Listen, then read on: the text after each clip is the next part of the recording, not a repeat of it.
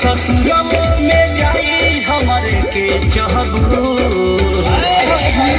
कि भले बन जाइबू केहू के में हो तू हमारे रहबू कि भले बन जाइबू केहू के में हो जान तू हमारे रहबू का बुझलू बुझाता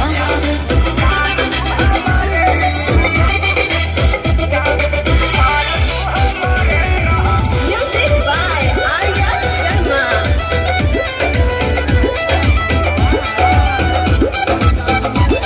छूटिया तोतिया बितला की रोतिया पिया जिया हमरो जुड़ाई क्या बात है हमरे छुआला तोहर खजानावा देखी सजनवा खुशी आई है हो आता जाए तो तू मत टेंशन लो।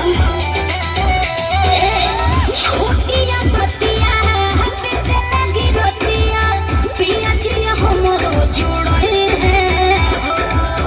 हमर छुआला तोहर खजानावा देखी सजनवा खुशी आई है हो दुखाई तो फिर हमरे से कहबू अच्छा सोचो बन जाइबू केहू के में हार जान तू हमारे अरे बाप भले बन जाइबू केहू के में हार मान तू हमारे रहबू खाली झूठ है।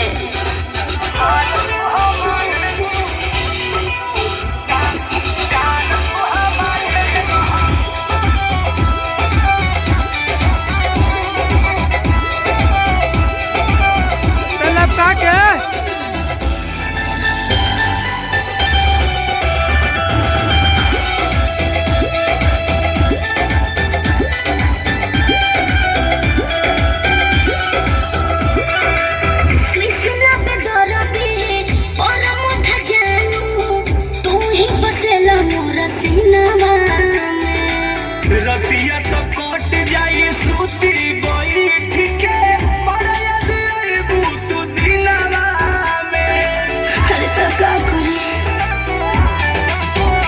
ए हो कृष्णा पे दरदी और मुठ जानू तू ही बसेला मोरा सीनावा में। रतिया तो कट जाई सूती बैठ के पर यदि अइबू तू दिलवा में हम डहकबू एने ओने डालडा डहबू अरे तो का करबो भले बन जाइबू केहू के में हार मान तू हमारे रहबू कि भले बन जाइबू केहू के में हार जान तू हमारे रहबू बुझल ए रुक रुक रुक रुक कहाँ जा रहा है? वो साहब गांव जा रहे हैं। कितना दूर है? बस 50 किलोमीटर और है। 100 किलोमीटर चल के आए हैं। लॉकडाउन है, पता नहीं है, जाना जरूरी है। ओ साहब हमारा बच्चा, अरे जाने दीजिए साहब, इसका बच्चा भूखा होगा।